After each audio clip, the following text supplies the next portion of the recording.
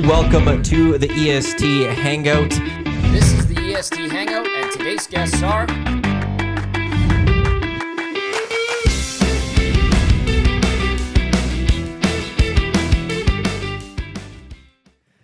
A good Friday morning to you. Welcome to the EST Hangout here on Edmonton Sports Talk, live on EdmontonSportsTalk.com. Tune in iHeartRadio as well as those watching on YouTube. I also never throw it out there. Not live, but those listening on podcast in the future. Hello from the past. Matt Iwanyk with you here today. I think I have Bearcat Dean. Is that what you go with in the nasty chat?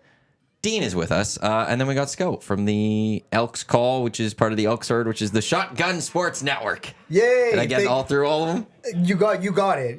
The Elks Herd on Twitter, the Elks Call podcast on Shotgun Sports Network.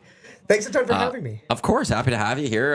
Friend of EST as well. You'll be able to catch the Elks Call today, 5 o'clock, right here on Edmonton Sports Talk. If you've missed it this week, but why did you? That's the real question. Why would you? Why would you, man? So you could just relive it because you've already listened to it and watched it on Friday or Wednesday. Well, exactly. And then you get the double shot today. Why not? Relive the magic before you head into that Sunday game down at Commonwealth, Elks versus BC Lions. And we will get into that. We will talk quite a bit of CFL today. We got to talk a little soccer because you were at the Wrexham game with Vancouver Whitecaps. But breaking is happening at the Olympics. I got to start here because... You and I were talking before the show, and you're like, this part of the Olympics, you don't care about the sports that are generally around. I was like, well, what's on for every day I go, and what's going to be the thing I'm watching before the show? And I saw breaking, and I threw it on. It's terrible. And we love it. I'm all in on this. Who's we? I told you should be. I'm in on it. No. It's not bad. No. It's... So I went up to Eric, Trev, and Gager, and they called you a hater. Because you're hating on this. But when I told them, because I didn't know this, I thought they're getting, they dance and they get judged and there's a score, like you got, in figure skating or something, you did an 8.3. No, this is 1v1.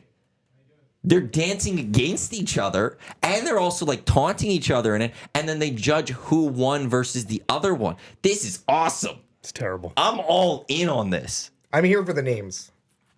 Oh, I should have side of the mic. Side of the mic. Yeah, you got to turn it the other way. Okay, there we go. We did it this way, and we realized that's not where the mic is, and it sounds a little weird. Okay, yeah, I see the ball. Yeah, there we go. There we go.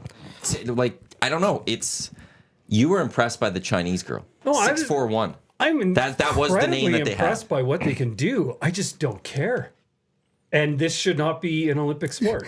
That's what. But there's a lot of things that, in my opinion, that shouldn't be an Olympic sport. The Olympics should go away. No. Yes. The Olympics, that is a harsh take. The Olympics need to just go away. The spirit we have for our athletes brings us together. Gager brought it up on Two Guys yesterday. Honestly, right now too, there's just so much divisiveness in our country. This brings us together. It does. And I went to an Olympic, and it was an amazing experience. Probably. Oh, so now that you went to one, no one else can enjoy it. No, I'm not saying that. Okay, first off, Winter Olympics to me are way superior than Summer Olympics. I could care less about. I was really bad in track and all that kind of stuff, so I never cared as a kid about this. So full caveat, I care more about winter. But the Olympic the IOC is it's trash. Terrible, right? Yeah, could be corrupt. No, it could be. Could be. I wouldn't go with the could be. I'm gonna say we could drop away the could, and then they'd be corrupt. I don't think you want to make a public, recorded, definitive statement that could allow you litigation. Well, that happened at the old place. Really? I've said that about the IOC. Oh, okay. Because. Yeah, no, FIFA's absolutely corrupt. FIFA's horrible. The IOC's absolutely Who's corrupt. Who's worse, FIFA or IOC? Well, I'm going to throw a third into this conversation. Soccer Canada. No, that's just drones. NCAA. There's a lot of exploitation there. There's the NCAA to me that I was like, yeah, you're in the conversation, guys and gals. You're part of that group, and it sucks because I hate the three organizations. I despise the three organizations, but I love their the content. World Cup. You love their content. love the Olympics. Yeah. I love watching NCAA football and basketball. Well, and you're also going to love the World Cup when it's here. Like 2026. We're not complaining about how corrupt it should FIFA be is. that. I'll complain about why it's not in Edmonton. Yes, I will I'll complain about 100% complain the about corruption that. of that and Victor Montagliano or whatever hell his name is that used to be in charge of Canada that's now in charge of CONCACAF that took it away from him and gave it Vancouver. I'm on to you, Victor. You're part of all the problems with this. I can't stand him. I hate when he's on TV. Oh, absolutely despise him. But no, I could go into why we don't have it here now. I have to travel to go watch games here, Scout. Going to It would look Vancouver. so good on TV, a full sold out Commonwealth for a World Cup game. Can you imagine how incredible that would have been? To tie it like to the CFL, I always didn't know what Edmonton would look like from that like aerial shot today. I always kept him like, it looks like it's not the best area. No, it's not Vancouver where you got the water and all that. Right, yeah. And then it was the 2018 Grey Cup, and they did some above shots, and it looks actually pretty good. But with the Walterdale now too, right? Well, but like if you're taking the shot of just Commonwealth right there, okay, and you take the shot, and like you could get the river and the shot up high, and with the residential area, you don't see what it actually looks like type thing. It actually looks pretty decent from an aerial shot. So I was like, even then, like it would have looked good. What could have been. Trust me, it breaks my heart too, because Commonwealth Stadium, we don't get to see it at a full 50, 60K or 50, 55K or whatever. Unless it's a concert or special event like the Canada Soccer last year, right? Metallica is going to be coming up, and you know that they're going to be overloaded at every concession, unfortunately. Pink. Oh yeah, that's next year, or is that this year? No, that's the end of this month. We got 2 big concerts. That's why we only have one home game this month. And they're on the road for 3 after this. Yep. Because it's Hamilton, Montreal, Calgary. Like, that makes sense then. Wow, a couple of really big concerts then coming. Yeah. I forgot Pink was this year. If you want a night out where every woman is going to be in the men's bathroom, go to the Pink show. Because there's no way that facility can handle the amount of women that are going to be at that show. Well, it can't even just handle the capacity. Well, That's it. We had Dahmer on here right after the Heritage Classic. Because we were talking about the Heritage Classic and stuff, and he brought up the good point that I always forgot was it was designed for 40,000. Yep. And it expanded afterwards to get to 62, I think, was its height. Now it's down to 56, and now lower bowl even less, but 56 is capacity. It's not designed for that extra 16,000. Yeah, and it can't handle it. No, Heritage Classic was a gong show. Like we were walking along the uppers to get to the concourses. Like it was madness, but it was also nice to see Commonwealth full again. Anytime you see Commonwealth full, like obviously the Soccer Canada that game against Mexico, obviously, bunch of people didn't make it in, and Costa Rica. What was the attendance for Costa Rica was better? No. So Mexico was the better team. Okay. That one sold better. Okay. Yeah. So Costa Rica was the Friday, Mexico was the Tuesday. Costa Rica, I think Costa Rica ended up being a little bit better at one point, but it was like 48 maybe if I'm remembering correctly. Mexico sold over 50. Oh, they did sell over 50. Okay. They were going to have a sellout likely, but then they had the winter storm that hit on the Monday, and they announced 44, I think. Correct, yeah. And that's where to me that was, you're announcing how many people are here because they had announced that they sold over 50. So like most people still found a way to get there. But that one would have been higher. Ticket-wise, it was higher, sold, but attendance at the game, I think it was still slightly less. But that's because people literally couldn't drive there. Seriously. They were stuck. It sounded like 50,000 in there. That's for damn sure. It was awesome. I went to both. It was amazing. Oh, it was such a great time. And it's the Heritage Classics. It's when the Grey Cup's here that you go like, I don't want a smaller facility. Yes. Yeah, but you're going to get one eventually. I don't know. I don't think so. I don't think... They have to pump a lot of money into Commonwealth. Well, and it sounds like, so now we'll have to see how this plays out because the story from CTV a few months ago, is maybe 2 months ago, that this province was working with the city and Kate's to get some funding for Ice District B, but also get some funding for Commonwealth. And that's, so you're not putting another 100 mil or whatever into Commonwealth to then just build a new stadium. No. 5-6 years from now. No. So, like, you're going to go for the full renovation of I Commonwealth just didn't Stadium. know there was any appetite to put money into Commonwealth. I hadn't seen anything on that. Well, and that's where, so now the question is, like, and they all come from different budgets, but the province gave how much to Calgary for what they're getting? Right. So there is Edmonton going, and there's the Cates group going, we built this place with the city of Edmonton. You're Calgary with the Flames are getting some, but with provincial money. Right. Where's our money? Right. Where's our money for what we're doing? We're building community stuff. We're building the second phase, which is north, which is a bunch of residential. We're doing community things here.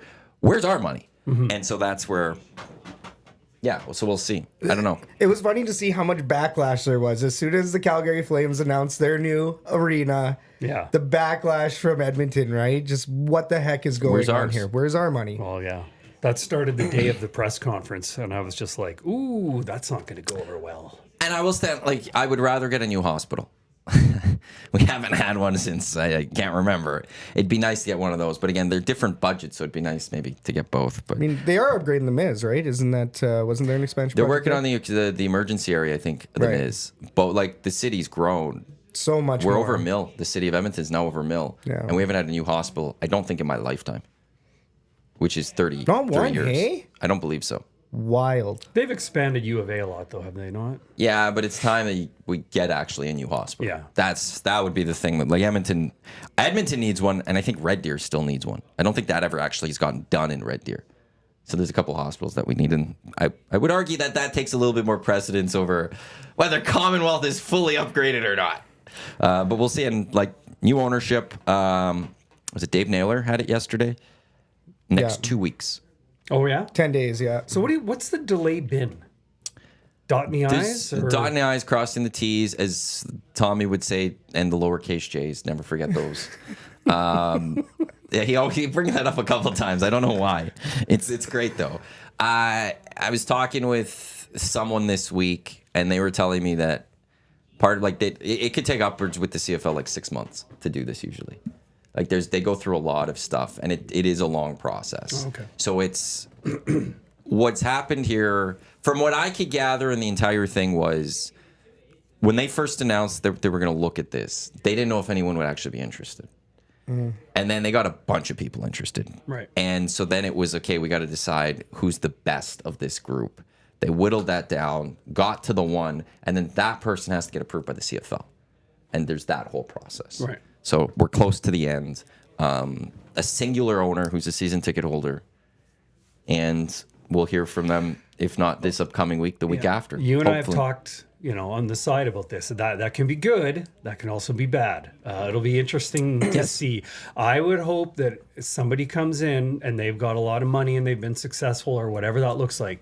If I would walk into the office and say, President, blah, blah, blah, JMO, all of you, 2-year deals. And learn from them, right?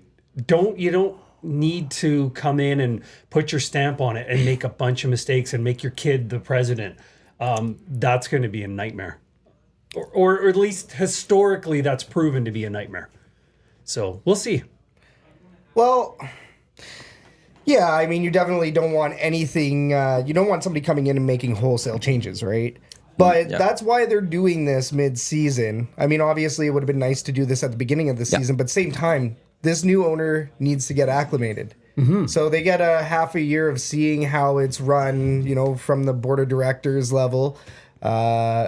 And then they fully get to take over for next season and actually make those changes. So it'll be really interesting. I mean, I've heard some names, not going to say anything now because we're going to wait for the Elks to break that news, but or Dave Naylor or any of the other approved insiders. But it is an exciting time because fans feel like this team from the board of directors level just has not cared enough. That's the common complaint is that it feels like, fans aren't being listened to. Victor, he was good at that when he was here. Wasn't really too great at running an actual football business. There's a couple gaps there, right? And great guy, like Victor Cui's awesome. But would like to see somebody that comes in with a little bit of football experience, right? Yeah, and that's where when this owner's announced, to me, the biggest thing I care about is the president they hire. Mm-hmm. Because that person is dictating how this franchise goes. But that person's the one, like whoever buys this team, they know, based on everything we know, is that they know that they're taking over a team and they're going to lose money for a few years. Yeah. And they're good with that. They know that that they're not like going to be a year and be like, I'm not making money. What is this? They know that they're going to be taking some L's for a number of years. So it's up to that president who comes in who is going to make the decisions, football, president, all of that. And the one thing I would hope that they would do, Thomas, to your point a little bit, because that to me, Rick Lawlisher should stick around. If I'm the new owner, I want him till the end of the year at least. No, I want him. If not, I want to go longer than that. Because he wants to be retired. He wants to be. Does he stay? Yeah, then make him a consultant. But like listen you need, to him. That's where whoever the president is, they're like should be like sit at the same desk as Rick Lawlisher for a number of months because it's like show me where everything is, Rick. Point me to everything. I hope that one of the ways that they're willing to spend money is by growing the business staff because they have shrunk. They're down to a skeleton staff out at the Elks offices. Yeah, and that's never going to be a recipe for success. When you have people working way too much, burning out, doing multiple hats, you got to add more people to your staff, grow it out a little bit, and that I think will help fix some things too. So I hope that's one of the moves they made. But they got to hire the right people. But to me, it's that president because that president also they have a big job. Business, all of that. That's one thing. But what matters about getting people back is winning football games. Yeah. And that person has to hire a general manager. And then that general manager has to hire a head coach. Yep. And it's that trickle down that we are going to go see. And, that's where whoever buys this team, it's a blank slate, basically. When you buy a team, usually there's a president in place. Everything's in place. It's all interims right now. Yeah. You get to come in and go, we're going to start from scratch right away. And that's amazing, but it's also scary. Yeah. Because you need to bring on a lot of people. And, I watched the Bombers do it wrong for 15 years until they got it right. And they hired a special teams coordinator. I'm like, that's such a Bomber move. And then it worked out. But the thing with ownership, it's generally old, rich, white people. And they've made a lot of money generally, right? So they've been successful. But the problem is running a pro sports team, you don't know what you don't know. And if you don't listen and if you don't come in with a humbleness that says, I want to be the best, so I have to take a back seat. And I just don't think those things kind of, they're exclusive of each other, I find, generally. Well, it depends on the ownership group too, right? Or the owner. Like, you don't want somebody that's extremely knuckles deep into, like, let's say, football ops. Or you know nothing about it. Exactly. Right? So stay out of it. Yep. And that's where I'm intrigued. Okay, who's the president and what type of president are we looking at here? Because there's the one way, which is the history of this franchise, which is the president, and they run basically everything. They decide football, they decide business. And like Rick Lawlisher has a football or a sporting background, I should say, not football, but sporting background. Oil King, I believe it was. Hugh Campbell, obviously, I don't need to explain Hugh's history. Yeah. So he could do both. He could do business and football. If it's, let's say, Sean Fleming, I trust him to know football. So he could do football and business because he's great. Or do you go the path of, I'm going to hire president of business operations and I'm going to hire president of football operations? I'd do that. I'm going to hire the Jeff Jackson for this team. Yes. And that person is going to focus strictly on football, but then I'm also going to hire the Stu McDonald, who I believe it is for the Oilers. He's going to look after the business side of things. 100%. And I'll overlook everything. Yeah. I will be over their boss here, and I will oversee this entire organization. But you focus on football, you focus on business. Yeah, but so the previous example, you're looking for the unicorn. And it's hard to find those, but both? You can find they can do both. But it's not hard to find. Yeah, Sean Fleming's right there. He's been there for 10 years. Well, if he's been there, Sean is the guy. If he's been there for 10 years and they haven't hired him, what makes you think they're going to hire him now? Because the board's not making the decision and to be a new person. But the board didn't hire Sean Fleming the first time because he said he was going to fire Eric Tillman, and they didn't want that. God, Eric. And they went with Len Rhodes. Yeah, all you gotta say is Tillman. And that's he said that was a wrong hire, and the board didn't want to be told that they were wrong, so they didn't hire him because he's like, I'm firing Eric Tillman as my first job. Right. So all that again, we don't want to get into the minutia of it, but what I'm saying is it's a lot easier to find someone who knows football and someone who knows business, especially in Edmonton. You can find someone who knows business. Especially sports business at that. Yeah, like I know a couple guys myself. Like it's easier, and you expand your talent base going that way. The only difference, the way I could argue that is the CFL historically is known for the guys that do the two jobs, and there is a number of players that are just great at business that you can go find it. Like the commissioner of this league right now was an offensive lineman for a number of years for your team, for this team. That's true. But then also ended up being a really good businessman. We could question what type of commissioner he's been. I'm going to put that aside, but he's a successful businessman that put him in a spot where he can go do both. No. The CFL is that unique league where it actually you could go do this. That's the thing. If you find that guy, great. Or lady, if you find that person, great. But if you don't, you have to be open to change. You have to be. I would want to your earlier point, I would want to spend as much money as I could, bringing in the best talent I could, and start building this thing over again. They have to start over again from scratch. Now, would the new ownership be scared of giving somebody multiple hats after seeing what just happened with Chris Jones for the last couple of years, right? Like that's the other thing too. Are you willing to risk the quality on either side when this team is in basically rebuild now once again? Like it's win now. They're kind of rebuilding on the business side of things. So that needs the full rebuilds. Yeah. Because it just needs to be pumped up again. But the football wise, it better not be full tear now. They need a little bit of work, but you got Trey Ford there now. So now you have Trey something Ford for 7 more games, 6 more games. See, and that's the scary part. That's where I'm fascinated by a new ownership. Do they get the deal done? Well, also, do they want him? Is this? I know if I had the money and I was buying the Edmonton Elks, I'd want a Canadian quarterback. Well, I want Trey Ford. I've seen what Trey Ford does. I'm like, this guy I can market. This guy's on billboards. I'm buying a new franchise. I could put butts in the seats off of this guy. I need him. And that's where, like, if I was any of the owners, and I guess no surprise to anyone based on what I've been saying here for a long time, but I would have went to, like, if I was a prospective buyer, been telling them, if you keep Chris Jones, I'm not buying this team. Like, fire Chris Jones. Trey Ford needs to stay. But so then, if I'm the owner, I want that sit. It kind of goes against everything I believe in business, where you should hire a president who hires a GM who brings in a coach and they decide things.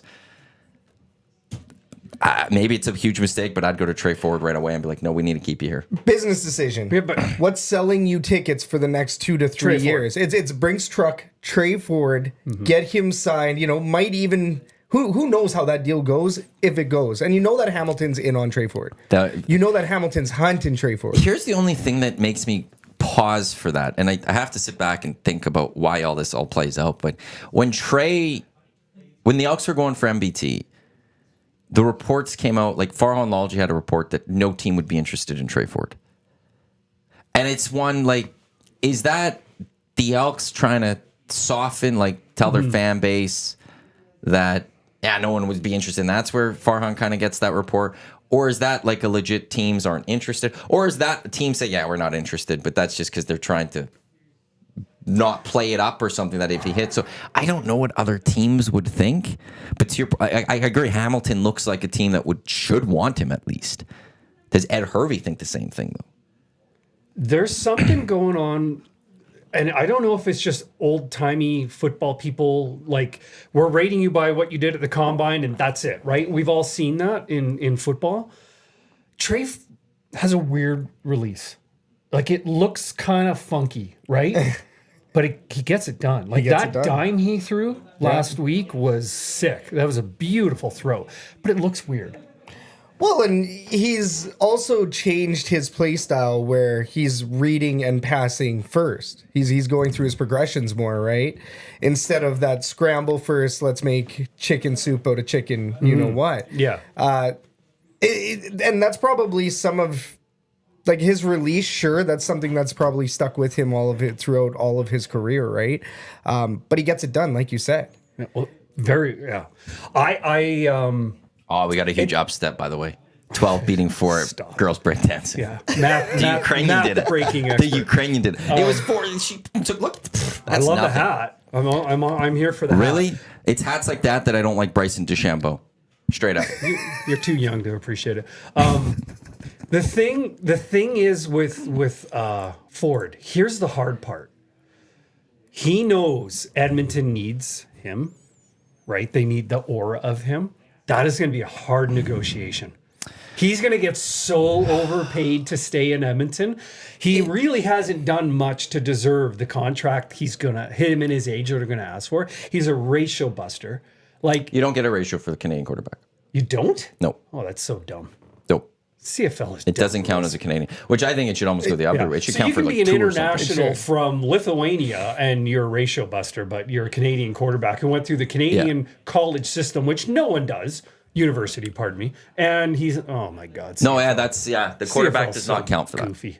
Isn't that crazy? Yet you get the biggest fame as a Canadian quarterback. Mm-hmm. Like, obviously you don't get that small piece to the roster here. You don't get the ratio. But what you do get is blown up by the CFL and by Canadian media for being a quarterback that can sling it amongst Americans. Really, that's basically how you're built here, right? You look at the Nathan Rourke scenario. Now there's a whole Nathan Rourke watch going from practice roster to practice roster, basically down in the NFL. Right now he's in training camp. Which team is he with? He just went from the Giants to Atlanta Falcons. That's right. Where he also looks to be at the bottom end of the quarterback depth chart. He'll right? never start a game in the NFL. I have my conspiracy theory of what's happening with Nathan There's Rourke. no conspiracy theory. There is. It's He wasn't drafted. He doesn't fit the bill. He'll never be any more than a clipboard. It's not about the NFL. It's about the CFL. I think because the BC Lions are hosting the Grey Cup this year, and they have VA. I think Nathan Rourke is only going to play for the BC Lions, and he can't come up right now he can't. they're in a run for conspiracy they're in a theory. run for a Grey Cup. VA is carrying them now. He's hurt right now, but he doesn't want to mess with that. They don't want to mess with that, so he's just going to stick it around in the NFL a little bit longer. He probably would have, if it wasn't for this whole thing, the BC, he maybe would have come up already. But instead, he sticks around. He fights a little bit more, so that BC Lions could go through this season. At the end of this season, Nathan Rourke signs with the BC Lions. They move on from VA. Yeah, I can see that. That's my that's not a conspiracy with it. conspiracy theory. That's putting the dots together in a very logical manner. I completely agree with that. Because you can't even say pension now for Nathan Rourke. Because pension to be eligible for the pension, you actually have to be on an active roster. Correct. And he's never been on an active roster except for like 1 or 2 games. He was back up. And you need a lot more games to get there. So at some point, you're never going to get on the active roster to get the But he still makes pension. more on the practice squad than he does as a CFL starter, does he not? You would, but like his contract, I think is like $900,000. But I don't think that would be what he'd get on the practice roster with the Yeah, I Atlanta don't Falcons. think No, I don't think so either. So now the question is Well, let's say it's half. okay, US, 500 US versus 500 Canadian. It's more. That's 750 Canadian, the 500. Which is the contract he would get from the BC Lions. Do you think he gets 750? Easily. He's 7 or 750. Well, I was saying 500 Canadian and 500 American would be 750 Canadian for that. Right. The NFL contract. You'd actually, if it was 5 Canadian in the CFL, you're losing 250,000. But to your point, maybe he'd get 750 from the BC Lions. I'll also say that there'll be some side stuff. Yeah. Oh, I'm And sure. the CFL will turn a blind eye to it because he's back in the Canadian Football League. And Yeah. I'll also it's if you're Nathan Rourke, is that 250 worth not playing? Or if that's the question he also now has to go through is it worth being on a practice roster where you're not playing anymore, or do you want to play? Football's a violent game. You don't leave it in the same shape that you came in. Right. If Nathan Rourke is not getting, I don't know, how many smacks in the head a year would a quarterback get? If he's getting paid and he's trying to live out his dream and he's not taking physical abuse, that's an investment for his future as a human. That's true. Right? That is and we very all true. want to see him play. I loved watching him play last year. I loved watching Ford play last year.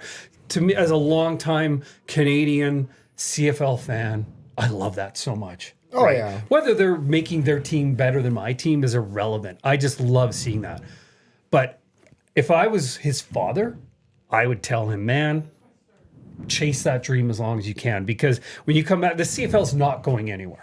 No, and neither are the BC Lions, and Right. neither is that $700,000 deal. Right. It's waiting for him, right? It's like Maddie said, more than likely Nathan Rourke is chopping it up down there, seeing how long this can last, and then he's going to be going to the BC Lions. Yeah. I mean, sure, it would have been ideal for him to go there this year, which is, you saw a lot of that rumbling and you saw a lot of that grumbling from BC Lions fans. They wanted him back this year for this hometown Grey Cup, right? Home City Grey Cup.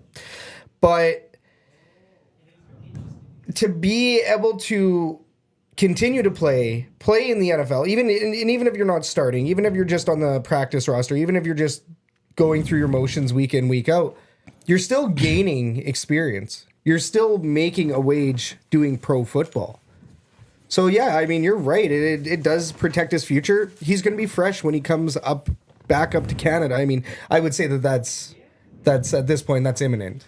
He's getting great coaching, I would assume. Oh yeah, Right? Like they've connections. Well, Yeah. I don't know, with the Giants, he got like no reps or something. So I don't know if he got any real coaching. It's hard to say. I'm assuming, but maybe he's not. But he also might be working on the side with the QB coach when everyone else leaves, right? Like, I just he's going to come back better than when he left I hope so. and healthier. I hope so. Also, it's just one is how rusty will he be though? That's yeah. Yeah, well, he is. If he comes back, he steps into the league as the most talented quarterback. Easily. He won't be the best because he'll have rust, but his talent is so much. Well, he could be the best in a couple weeks. Yeah, He he'll could be take the that best. status in a couple weeks. Yeah, well, he's so much more talented than everyone else. Until Trey Ford dominates. And that's what I was gonna say. No, Wait until you Trey see. Ford does not have the same toolkit as Rourke. Rourke has a way better arm. There's not a chance that Ford would get even a sniff at an NFL look. Like I will is say way this: better. Rourke is way Rourke may better. be more talented, but maybe Trey Ford will be the better QB in the CFL. Maybe. That scramble. Man. It's unbelievable Hey, what he brings with his legs. What's going on here? Looks like my girl's back, or is this a rerun? No, you like Vanessa. No, there she is. Oh, she's out there. The Portuguese. She lost. She's done. She got hammered. She doesn't have a chance against 6'7" No. She's Full number one in the disclosure, world. I'm only cheering for her because she's in her 30s. Yeah, 6'7". That's legitimately the name that they're going with for this Chinese breaker, who's ranked number 1. She was incredible. She stunned me when she destroyed the American. She was awesome. Vanessa has no shot. Vanessa couldn't even win her match against the person from Netherlands. No. She's going to get dominated here by 6'7". She couldn't even Feel bad for her. beat Matt, who's like now suddenly a breaking expert. I couldn't dance, but I Been can watching judge this. 15, 20 minutes. Look at this. He's got it all. She's not even bringing out her big stuff 6'7" because she knows there's nothing that Vanessa's going to do that's going to compete. Live, Olympic play-by-play. I'm not doing the live You commenting of can it. get serious trouble for that. Oh can't my God, this is awesome. She is dominating. Bring it's the IOC. you? So, Scout, what's going on? Oh, I'm sorry. No, I'll say 6'7" is must-watch Olympic television. Listen to the yelling. Yeah, in the they're other going room. into it. They're loving what. Come on. Come on. Did you not just see that move? I did. You should close your laptop. This is really distracting. Oh, see, and there's the full taunt at the end. Oh, yeah, there you go. Vanessa's got nothing. Job's finished. Yeah. Yeah. Job's finished. And there's 2 rounds of this. Like, if I'm Vanessa, I'm like, I'm done. yeah. I don't have a shot. Like, what is this? Well, Vanessa made the Olympics. Good for her. Yeah, Vanessa is an Olympian, and She's an Olympian. She'll probably go get a tattoo, and there you go.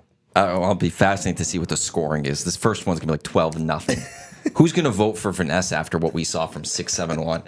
So, Let's get to Hangout headlines, which is brought to you by the Ranch Golf and Country Club. Offer premier conditions, about to say top-notch Leon service, unmatched value. The place to golf this season. Book your tee time at theranchgolf.com. Did you? Was there something specific you were going with this? I was going to ask a question to Scout. Okay. And you can chime in because you will. I'm focused on what breakdancing, will I guess. get You guys you- can host the show for me now. Thank you. So, what's the average attendance been for the Elks so far? Second worst in the Canadian Football League. yeah. So, like, what are we Only talking? hitting 15? 17,000. I was about to say 17,000. Okay. So, what's going to get a bigger bump? Trey starting this week, or a new owner in 2 weeks? The first game after they announce a new owner. Ooh. What's the bigger That bump? doesn't do anything. No? Yeah, I was The going to owner, say. who cares? Like, it doesn't. No, I Trey think Ford this people do weekend. care. I think, but it's a long-term care. I don't think people go, oh my God. Well, actually, it's almost not fair because when the new owner comes in, it'll be the rematch will be the next game. Yeah. Labor Day rematch. Home opener 2025. That's when you're going to see the biggest bump in attendance. And it's going to be all dependent on what happens with the rest of this season. And the Oilers. I also throw that out there. If the And Oilers the are Oilers. Stanley Cup And- final game won yet seriously. again. And in my here's could me hurt. going down the conspiracy theory path, and my I think is going to happen. I think the new owner at the press conference pulls out an Eskimo jersey and they go back to that name? Nope. No, Murray McCourt, he's rumored, he has said it on the Hangout many times before. It won't be Eskimos, it'll be Esks. I was going to say, because Okay, all so you got to it's do S. is change the L. All you have to do in the branding is change the L to S. I've talked about this multiple times. Look at how excited I got over this. Yeah. Because I think this is my prediction. It goes to Esks. And remember, Esks can be anything. Who was it that did that? When they were like, oh, well, this term, this word can mean anything. It doesn't matter what you perceive this word to be. It rings a bell what you're talking about. Yeah.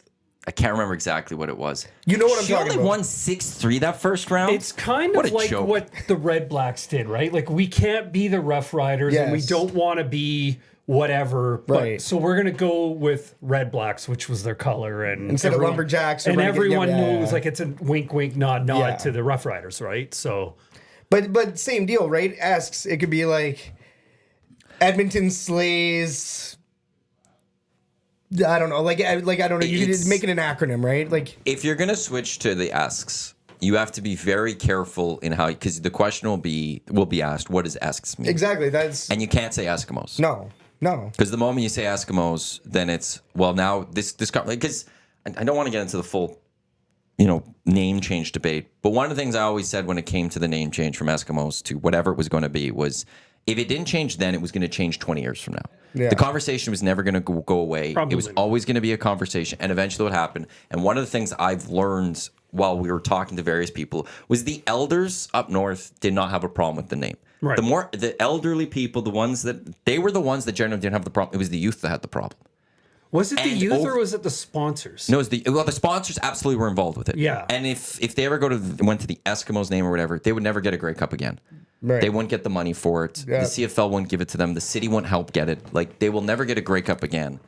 But it was also like the youth up north are the ones that are offended by the name the most. Like, they take great offense to that.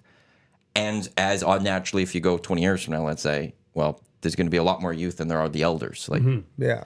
and that's where it will just keep getting worse and worse and worse. You have to change the name. So, like, if you stick with Elks, 20 years from now, everyone's going to call it the Elks. Right. No one's going to ask where the Elks Yeah, name you'll comes get from. past this you get past eventually. this. If you go to Esks, people 20 years from now are going, what does Esks mean? And now that's where it becomes delicate. If you do change it to Esks, it's when that owner's asked, why are you doing this? The definition of Esks is going to be so important. And they're going to have to finally craft that, because you can't say the word Eskimos No. in your definition of what it means. Right. Because then all of a sudden, you might as well then just be the Eskimos. And then you're going to have this conversation of, you got to change the name. Well, and then you can like pull off like an Edmonton still keeps score or something like that, right? That's what ESKS means. Like they might go that route. But yeah, you're right. Then that's going to be the toughest part, is making sure that it has nothing to do with Eskimos, even though it has everything to do with Eskimos. It's that fine line that you got to play. But can't you just say to people, we want to have a hat tip to our legacy and our past, but we are going to go this direction moving forward to be better corporate citizens, or whatever the hell language you and that's use. where I just like, And just say, like, we're calling this. Everyone hates Elks, but I'll tell you what. Everyone hate it. hates Elks because, I've gotten used to it actually. well, I don't mind it, but I'm not a fan. So, but it's because they've been losing. The losing is the biggest thing. That's about the it. biggest If they had changed the name and they also won Grey Cups Yeah, or no one went to would Grey Cup care. games, no one cared. The other thing is, I do think they stumbled on two reasons. For one, like, the helmet sucked for a long time with the horns on the it, antler and the helmets were look horrible. of that they had on the field wasn't good. This year they look great. Yeah. And they're with the double E on the logo. Like, this is what they should have came out with year one. Also, in the end, the fact that they moved away from the double E in the first year to go to the Elks logo, it was like, well, the reason you went for an E name for so you could Elks keep double and E. you looked after E was to go for the double E. Yep. What could have been if you went for, like, if we opened up the entire alphabet, Yeah. maybe there would have been that name that the city of Edmonton would have all got behind, because we can move on from the double E, because this name is, we can get behind this name. We can get behind this for I our was city. fine And that with was the big Edmonton mess up. FT. 100%. Edmonton FT, and just use your double E logo. Edmonton and Football Club. You don't have to. EFC. Yeah, seriously. I stand by. Washington should have done that. Edmonton should have done that. I hope Utah does it with the hockey club. There was nothing more arrogant and confident than saying, we're the football With club. the football club, exactly. And especially with that kind of legacy behind. 100%. double E's, Yes. right? Like they could still keep the double E. You Absolutely. know what that E means Eskimos, but we're never gonna say it. Absolutely. There's nothing attached to it. And actually, did you know that there was like that EFT logo was different than all of the other Edmonton Eskimos logos and even the Edmonton Elks? They had like a 1-year logo, and it was the oval. It was the double E's, no outlines. It was just green and gold. Like it was like prominent. It was much to like what you're saying. It's that confident. We're the double E football team, whatever you want to call it, but Edmonton football team, Edmonton football club. I like the club. Club just to me it's better. Sounds Yeah. It's sounds more Euro. Yeah, And just I don't know. You're There's down with that. Edmonton Oilers hockey club. That's exactly it. And then, but that's where I really wish they never left from that one. there's- And if I'm the new owner, like, yeah, if I wouldn't change the name because I don't really care. I don't think team people cheer for teams because of the names. And if that's really why you cheer for a team, that's really weird to me, personally. But it's if you're gonna go Edmonton football, like the arrogance that you get from that to me, that does mean like. If you're a Stamps fan, who you guys taking on this weekend? Well, we're taking on the football club. Like, and you know who it is. Yeah. You're all football clubs. There's 9 football clubs in the league, but the football club. And that's why I want Utah to be the hockey club, because you're taking on the hockey club this week. And of all the teams to say we're the hockey club, it's Utah. Yeah. We are hockey. Yeah. Yeah. Oh my God. We are hockey. The slogans you could have. Yeah. EFC here. We are football. We are football. We are, period.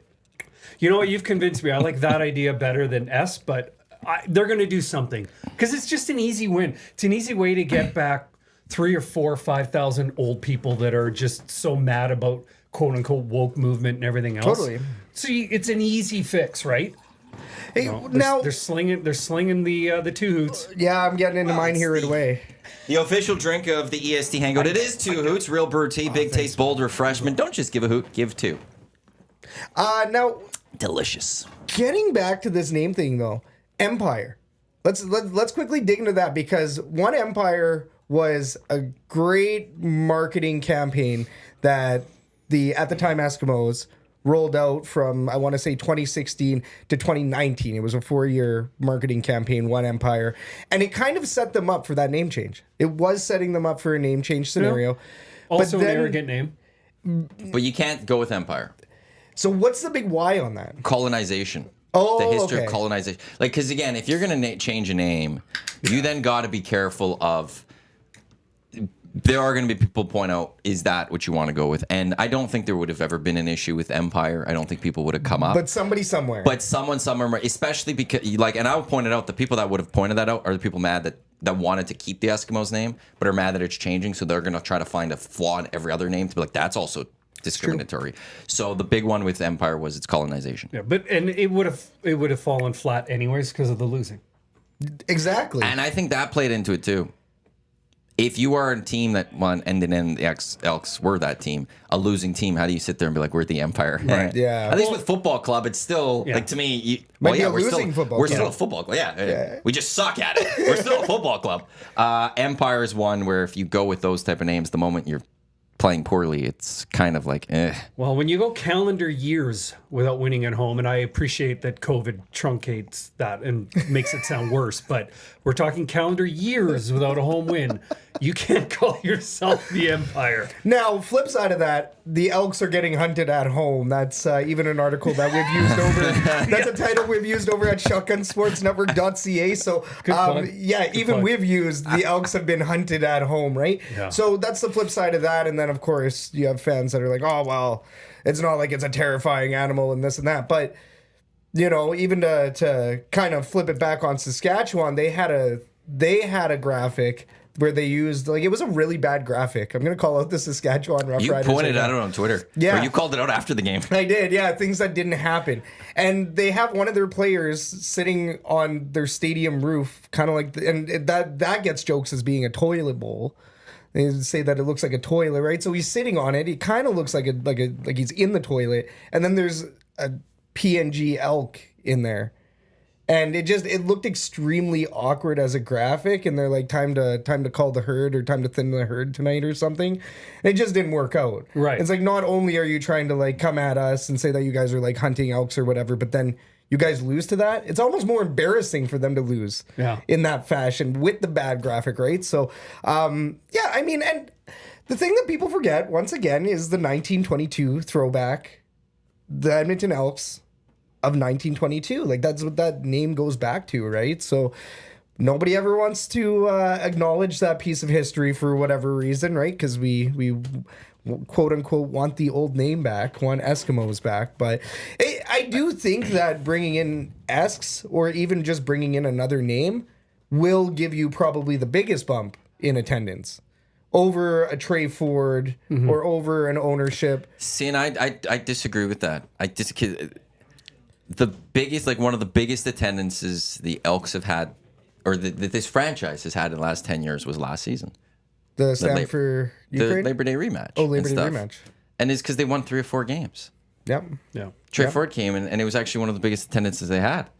Like, straight up, like, it's just the winning. Winning solves everything. That's where, like, you know what and else in the is end, hurt too, though? and if you change this name, let's say you ask the rest, really, like, I don't think you're going to lose any people coming to the games, because they should be they're not coming to the games now, but the people you gain back, they're only for a short period. They're not buying.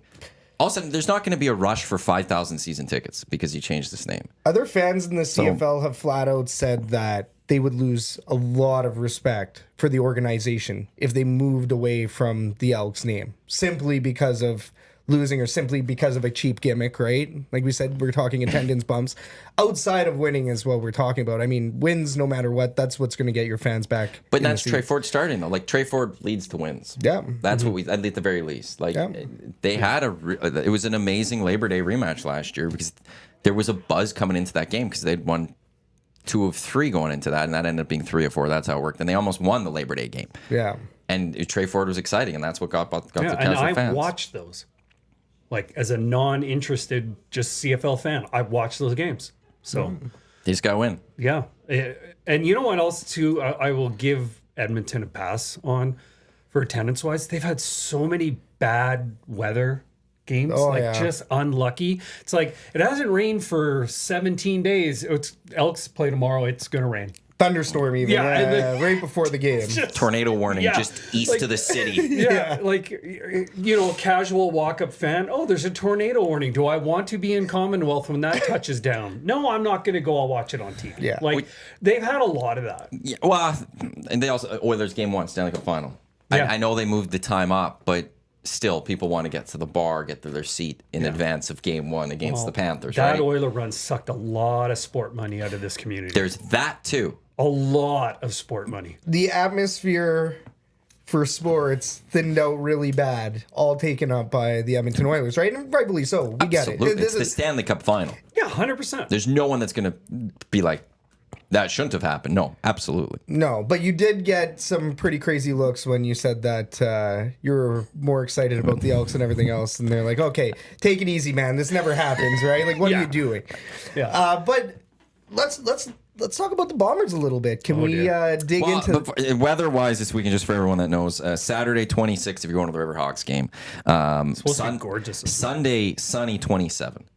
So tailgate 2:00. It gets going. Go visit the Elks herd. Stall 182. 182. Do you throw what you're going to be having? Oh this yeah, weekend? we got smoked pork belly sliders this time around. So we actually served over 50 portions. It was like 50 to 60 portions of sausages last time. So it was slammed. Trent Brown, friend of the herd, Trent Brown ended up swinging by. So it's always good to see alumni down there. Good to see your crew down there. Zach and Trev, they're there from Edmonton Sports Talk. They're next to Spirit of Edmonton, who, by the way, on my Twitter account, I don't know if we got the GoFundMe going, as we had Jerry on 2 weeks ago now?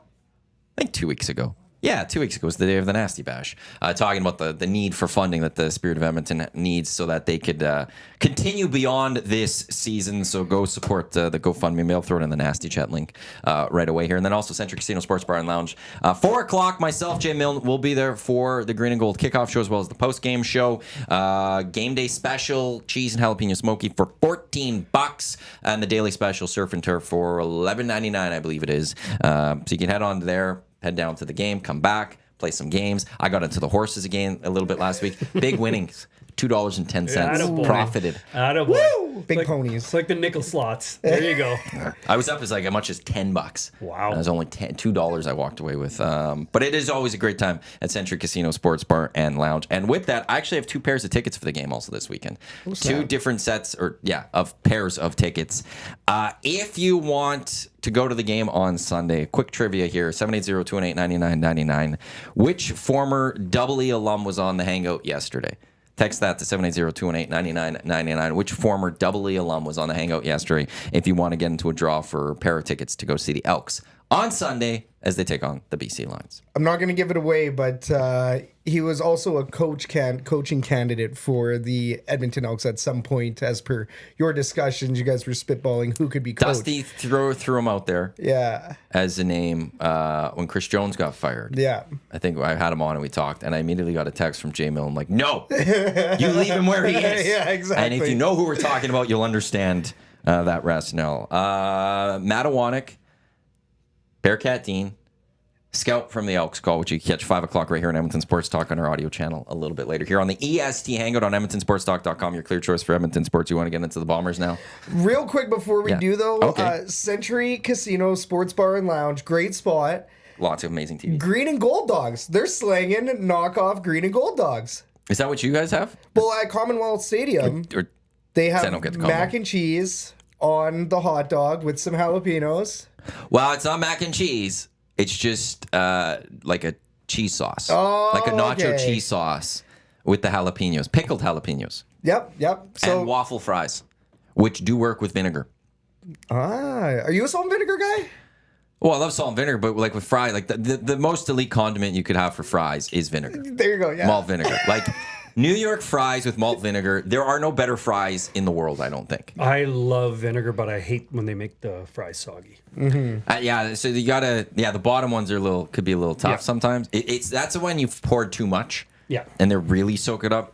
I could live with it, but we didn't know if waffle fries would work.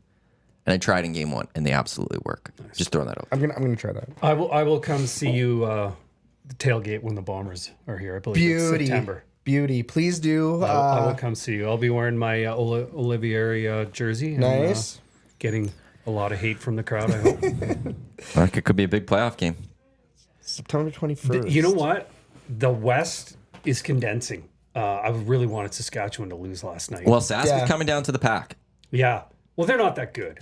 They're playing. I out there. don't know. They But look good. doing this. They've got a lot of injuries. I will Right. give them the credit. Everyone's got a lot of injuries. Yeah. It's crazy this year. Well, the Right Elks- now, especially at this time. Well, the of Elks BC don't just have a got- lot of key injuries. No. BC, They just stink then. Saskatchewan. How many regulars did they say last night? 7 guys from the week before were out for them last night. Like, it was just crazy. Bombers, obviously, beginning of the year just got killed. So Well, we just talked about this on the Elks Call, actually, which once again, 5 p.m. on EST. Check it Tonight. out every Friday. But we did just talk about this. Most of the teams in the league right now are dinged up, except for the Edmonton Elks. The Edmonton Elks just went through this like 2 to 3 weeks ago. They were pretty beat up. The D line was definitely decimated. You had Robert Camdici out. You had Jamin Pelly out. Now they're healthy. They're relatively healthy.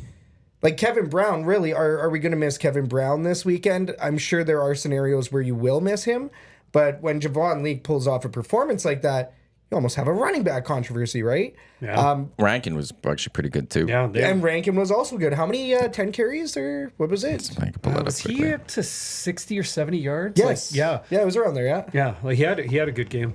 Yeah, I want to say it was off 10 carries. But yeah, I mean, getting back to it, Bombers, right? What is going on? 10 carries, 60 yards. Perfect. We're close. We had it surrounded. Close enough. So I thought at the beginning of the year, the way they came out, they did the Cardinals sin of football and they let themselves get old. That's kind of what I thought. Now, as I'm seeing it play out, they had a bad rash of injuries in the preseason training camp, really set them back. And they didn't play Kalaros one snap in the preseason. And he was really rusty to start the year. And O'Shea even said, he goes, that's on me. He goes, I didn't have the guys prepared. They looked at the team and they're old, and they said, you know what, we got to really protect these guys, and they'll figure it out. Right. Well, they didn't figure it out. They started the year really bad. And then a couple of massive injuries at wide receiver, like right to start the year.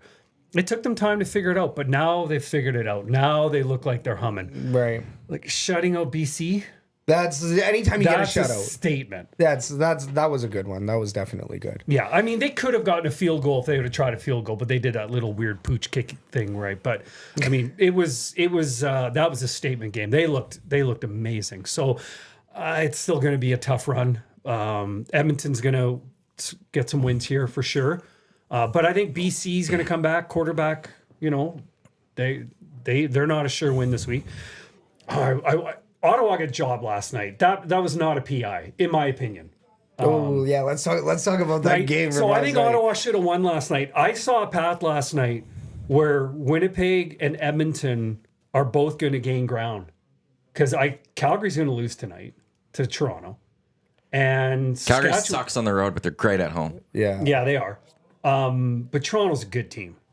They're good at home. They're crap on the road. You almost said it. I didn't though. But hey, I saw a path where like Edmonton beats BC, Winnipeg doesn't play, but they gain on everyone in the division. Then Saskatchewan tied last night. So we'll get to the game last night, but just to the Elks there. This is where I'm fascinated because really like it's a new team for me with Trey Ford as quarterback. It looked good. It's can you do it again? And it's there because there's no VA of BC, and you go win this game. Then you got Hamilton after, and like I'm looking like could we have a 3-game win streak we're looking at with this franchise? And does that change like so much? So like that this Sunday is crucial. Yeah. If we could have a conversation about playoffs in 2024 this season, it comes down to this weekend. Yep. You got to go beat this BC Lions team because then you could go beat Hamilton. All of a sudden, you've got 3 wins on the season out of nowhere, and we're not at Labor Day yet. Yeah, exactly. I'm going to ask you this question. So did they run the ball so effectively last week because Trey Ford brought a spy?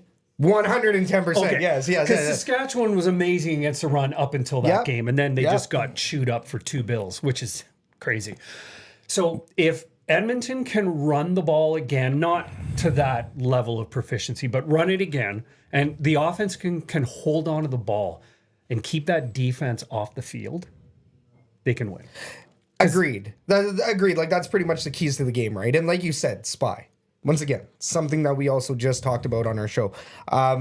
Which I did not watch, but apparently I'm teeing up pretty good for you. You are nailing it. This is almost like a repeat of the Elks Call latest episode. But yeah, and that's exactly it, right? To open up those running lanes, to reduce the pressure on the quarterback. Mm-hmm. Trey Ford's run ability, his scramble type plays, that's what opens up the field. You look at also Kevin Brown. And part of it too is Javon Leake's running style, his rushing style.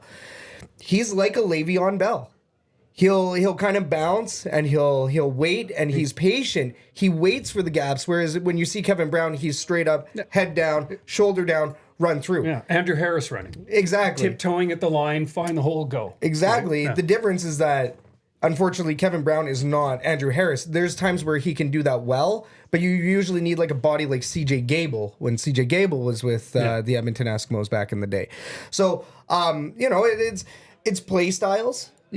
Kevin Brown, I think, is going to be better on like sweep style plays, going around the outside, as opposed to, let's say, Javon Leake bouncing off of his O-lineman and finding the gap. And at Le'Veon Bell, like, we'll even bring it over to the NFL momentarily. He was successful with Pittsburgh because of that O-line specifically working with his play style. As soon as Le'Veon Bell went elsewhere, that O-line did not work for his play style, and he... we all know how running backs work in the NFL and even sometimes the CFL. Mm-hmm. They can disappear really quickly, right? So it's Javon Leake's play style, Trey Ford bringing a spy, and then lack of film as well, maybe, right? I mean, it's I think it went on Leake because I think his career best rushing before last week was like 10 yards or something, 12 yards. Like I don't think rushing wise he's had a big game. And then he goes and breaks the land speed record for rushing. So this is the trade for effect. You look at last season with Kevin Brown rushing. In the games prior to when Trey Ford was in and with Taylor Cornelius, he rushed in 8 games for 342 yards, which is a 42.75 average. Then in the 10 games with Trey Ford, he rushed for 799 yards, which is almost an 80-yard average. So, yeah. 79.9. Yeah. Like almost double the rushing yards. Obviously, there are some bad games, but you look at his best games prior to the change. He rushed for 77 yards against Hamilton. He rushed for 65 yards against Saskatchewan. The first 2 games with Trey Ford last year, he then rushed for 98 yards and 89 yards. He had 2 games where he rushed for 143 yards and 175 yards. That was against Calgary and Sask. And that, Trey Ford was running a lot in those, I remember. So it's a Trey Ford effect that it opens up the run. Just straight up, the run is there. And Javon Leake, he was a huge benefactor last week, as was Rankin. But when was the last time we saw 3 touchdowns by one player who's mostly being utilized as a running back? It never happens anymore. Exactly. They all get leached by the backup quarterback. Yep. It's That's the worst part about the fantasy must drive you crazy. Oh, I got to set my lineup this week. Yeah. What was I going to say? I forgot. Doesn't matter now. So maybe Leake's that's best what I was. was... Sorry. Okay, so going into the season, Leake's best was, I think, 11. Wow. Oh, there's a 13 in there. And then, so he set his own personal best, well, a lot this season, but 55 yards against Hamilton. But then it was 169 against. That's a great game. He hadn't had 20 yards rushing in a game in his career until 2 weeks ago. Crazy. The thing that happened last weekend that gave me confidence of the Bombers and confidence for the Elks was the time of possession. Yep. Right? They owned the game. And Winnipeg was able to rest their aging defense by, almost doubling the time of possession against BC. It was insane. Textbook, if anything. And then Edmonton, and Dusty mentioned it on the call quite a bit, the time of possession. Edmonton's weakest part of their team, in my opinion, is their defense. Yep. From what I've seen, anyways. And It has been. Their secondary has been an issue. but when you get the opportunity to sit and rest, and then the other team's now playing from behind and taking chances, you get a lot of 2-and-outs, and they had a lot of 2-and-outs last week. So that will help them moving forward. Totally. You need to get this. This is a league where you need to get first downs, obviously, but it's converting on second down as well. And the Elks are finding better ways to do that. Trey Ford, I'd like to see the first down stats. I should pull that up on the game tracker. But they kept the offense on the field. And that was something that I was crying for with MBT in quarterback. Keep their defense on the field. Keep the other team's defense on the field. Wear them out. Get them tired. Why? Because we see it happen to us so often here in Edmonton. Yeah. We see our defense get worn out. And when you're watching your defense in the fourth quarter just completely peter out, you can't be upset or blame them or be mad. Like even that Niles Morgan penalty at the end of that BC game that was winnable in BC against Vernon Adams Jr. He was tired. He was tired. Your brain turns off. Hand slipped, was just grabbing for whatever. He grabs a face mask. The game is over. Sure, it's a brutal penalty in that moment, but at the same time, the defense was on the field for way too much. The defense actually kept them in that game, I believe. So there's games where the defense has kept them in it, but in general, I mean, even you look at this last game, 31 points. You're letting in 31 points. Your offense has to outscore that. So the defense does need work. They're getting there. But now with Trey Ford at offense, hey, possibilities there that you can outscore, right? It's like... That, and also it just seems like there's a little spark with this team when Trey Ford out there for the whole team. It's lit them up since he came in relief against Hamilton, and then last week it just like the last time I saw an Edmonton a quarterback do that was Michael Riley. Yep. Where like for some reason it was Trey Ford last year. Well, sure, but it's for some reason the defense plays harder because Michael Riley fires him up somehow, and he's not even part of that unit. Like I saw that with Riley, he just. Yeah. Everyone wanted to play for Riley in all the facets. And I'm not going to sit here and say they all want to play for Trey Ford, but there's something about Trey Ford going out there that sparks this team a little bit. Well, he gives you hope. Yeah, they were on their toes. You could see it. They were sharp. But if I would have given either one of you the opportunity to bet and say the Elks are going to run for 200 yards and Trey Ford's going to be third in rushing yards. There's no way I wouldn't have taken it. No way you take that bet. I would have said I could see him being second. Well, I didn't even know the name of Rankin before the game. So, casual fan, right? No, I think there's a lot that didn't know him necessarily. but it just he had a couple and some that one really big run. You're like, who's this? Yeah. Look at this go. I believe they brought him back, right? He was with the team earlier in the year, and then I think they said that. Yeah, he was signed in like so training camp for some cuts, and he then might they have brought been him on back. the practice roster. I don't know. I don't think he was. Did they even say who's on the practice roster? When you look when the depth chart for the CFL teams all comes out the day before, and you can go to all their websites. They also tweet it all out. It shows you the injury report and it shows you the practice roster. Who's on the practice roster. So it's all that is all seen. transparent. There you go. Pardon? Transparent and everything. Yes. The Italians going up against the Moroccan. I believe Well, it is. we know who So you're going to cheer for. that's why I'm very intrigued by this. Yeah. The Ukrainians are doing quite well. I've noticed. The last break that we saw, I'm assuming it's break, not a match. I don't know. I'll have to learn this as I'm getting into the breakdancing at the Break Olympics. point and match point It's, was the biggest win I've seen. It was 17-1. Wasn't even close. It's domination. Turned that off in my brain, and I've been talking football for. And I've been talking football and watching the breaks. Yeah, well, That's a talented guy right there. Okay. yes, yeah, and he can do a hell of a read. So Justin of Balgoni 780-218-9999 Parish Jewelers inbox to last night's game. That was clear PI. Contact was clearly made before the ball arrived. The roughing passer was BS. Guy gets chop blocked into the quarterback. I thought both penalties were suspect. I think both of those. Now, where I turned off the game was seeing that Bob Dice didn't have a challenge flag. He had no challenge flag anymore. So you don't think that it's going to be automatically reviewed and turned over on, I don't know. I want to call it a phantom penalty. Well, it's reviewed because it was a turnover on downs. Yes. And that automatically triggers a review. Yeah, it was great theater. It was a fun game, but got a little bit goofy. And when I'm trying to defend the CFL to people, that's kind of one of those Exhibit A where people will watch, and it's kind of hard to defend. Like, the command center got a little bit too involved in that Sure, game. but the New Orleans Saints didn't go to the Super Bowl because there was a clear missed PI call. Yeah, That's anyone that wants to come after CFL like this is a joke. No, I could point to the NFL and go, I could find you many examples of a joke that happens down there. no, that's true, but it was the way the command center interjected themselves into the game was kind of. But there's also if it's turnover downs, it's all automatically reviewed. Now it brings it into this. Yeah, Well, and I mean, a lot of fans are choked too because of that. Like you said, Justin from Balgoni, that chop block, right? The reason why Crum ended up getting hit in that moment or whatever is because there was another player that ended up hitting that player. So, you know, it's kind of like when you're watching hockey and you have that goaltender interference call, but one player pushed another player, but it still got caught. So I think I can understand that. And like I said, I turned off the TV. I'm like, I'm playing Switch Sports Golf. Like, you know, I'm going to play whatever video games here and go to bed. And then I open up Twitter or X. I open it up and all of a sudden it's like, just everybody going off on that. And it's fans from both teams were going off on it. It's Riders fans going off on it. Red Blacks fans, you have people saying that they're embarrassed and everything. And I get it. And there was very technical things there that happened. But even that pass interference, like your arms are over the shoulders, sure.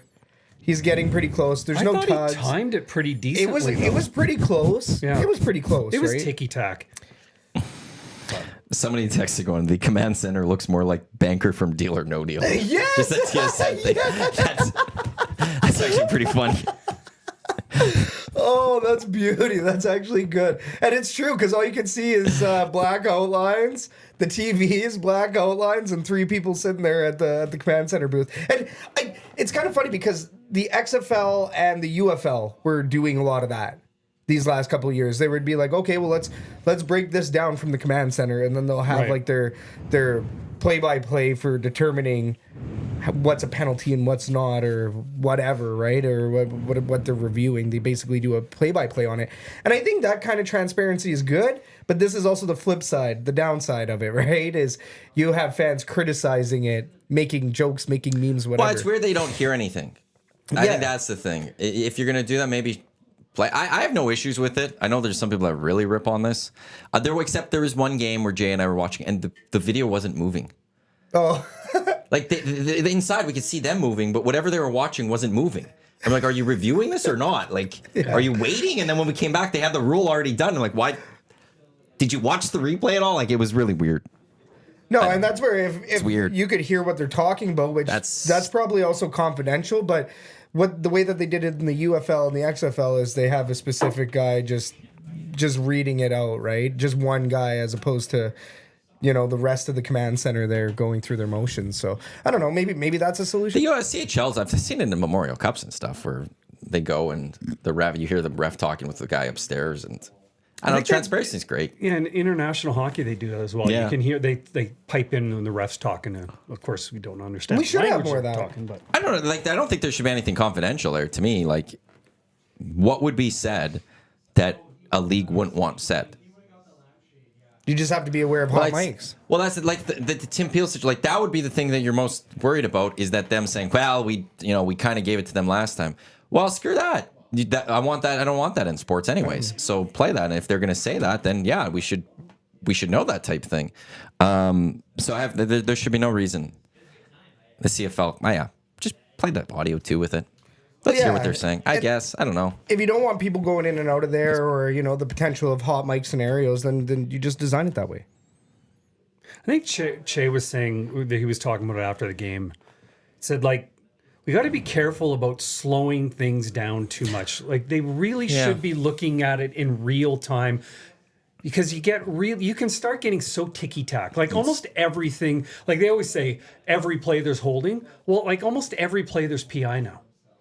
Like, depending on the definition that you're using of it, right? And I don't want games to be really, really good and then decided at the end because we threw a Hail Mary and now we got a free first down out of it because there was, a slight little whatever. Like, I want football. What I would like to see for all reviews type thing is, at best, maybe like 0.9 speed, almost at game speed. Yeah. And you get a time limit. The review is going to take 3 minutes. Yeah. You have that time. If you can't figure it out within 3 minutes, now you're going really too deep. And now you're going like, well, are we really doing this? Whereas if it's replay is designed to do the obvious ones. The ones where you're watching that moment and you go, that's PI. Yeah. Doesn't get called. You watch the replay and be like, that 100% PI. Right. Like, where's the flag? And then we can go get the PI. It's in hockey. It's the Matt Duchene offside. Yep. He was so far beyond the blue line. We all saw in real time he's offside. How's that not offside? Right. That's what it's there to replace, not the fraction. Or the Kale McCarr one? Mm-hmm. That was by definition of the rule offside. The Kale McCarr one. We're never going to hear the end of that one. Well, you guys keep bringing it up. Old man grumbling over here. So But very, stupid. very valid point, though, Maddie. Right? Like, and much to your point as well, right, Dean? It's you're getting so ticky tacky with this now. You're getting to the point where, much like the arms over the shoulders, it's like, how much are you impeding? Are we going to start microanalyzing this instead of seeing it at full speed and seeing how close it actually was? Which, in that instance, I think it was pretty close. It could have gone either way. It was close. But my first reaction when I saw it, I was on my group chat, text, and I go, that's fine. Yeah. And then, I don't know how many minutes later, it's like, oh, it's not. I'm like, well, I don't agree with that, but sometimes you also have to look at things and go, am I watching this from my bomber hat and hoping Saskatchewan loses? Right? So you always got to balance that. I will say the Elks got and this is where maybe sometimes full real time doesn't work. I would say maybe catches on the sideline, you could slow it down. The Joe catch last week for the Riders. Yeah. I will say that was close. It was close. That was close. What a great name, by the way. Absolutely. But it's one of those, had the ruling on the field been touchdown, I would have been good with them saying stand still and ruling it a touchdown. Mm-hmm. There was no conclusive evidence to say one way or another whether he caught that or not in bounds. Well, and they said out of bounds originally, right? Yeah, and that's why it goes to that. And that's where I was fine with, you have to stick with the call in the field on that one. Yeah. Because I don't think by the time he gets possession, I don't think there's a clear, is he in or not? He was so close. Yeah. But it's those are the one plays I'm kind of okay with we got to slow this down. But then maybe that's why there's the time clock. Well, and that's on a touchdown also. That's a major score, right? So if you're in a touchdown scenario, sure, slow it down as much as you need to. But when we're talking about penalties and flags, right, do we really need to microanalyze some of those? And of course, much like you said, Maddie, with the Saints, obviously the Saints didn't make it to the Super Bowl off of that one play. We all know the play. We've seen it a million times, right? That was easily pass interference. Yeah. Easily. Yep. That would have been the quickest review in NFL history. Yeah, but the 2 penalties in overtime yesterday cost each team a win. Yeah. Right? They did. Like, you could say, well, a touchdown's more important, but the fact of the matter is Ottawa was done until they get this phantom roughing the passer call. Ottawa was done. Saskatchewan was done if they don't overturn that PI. So We got the battle of Ukrainians. Oh, dear. How do you deal with that at breakdancing? Jasmine asked, "Is it on CBC?" It's CBC. I don't think it'll be on That's TV. a CBC logo right CBC.ca. there. You go onto the website. Well, you go on it's not going to be on TV. Why not? Watch Live is the best. They're showing the other stuff. Oh, are they? Yeah, CBC.ca/Olympics or something. You can watch any event you want, or just get Is the it CBC through Gem Gem? app. Yeah, That's it's the other Gem. app. Yeah. On TV over there, we're using Gem. Here, just on my laptop, it's just the website, and you could click any sporting event you want. And We've got Jasmine, 2 Ukrainians going on. Just don't. Just don't. You don't need to, Jasmine. She was very rude about this. She goes, "Thanks, tips, JK." Well, you asked me, is it I'm watching it on the website. I'm sorry. Oh my, this is going to be a rough hangout moving forward with Jasmine on weekly and stuff. I'm doing a radio show.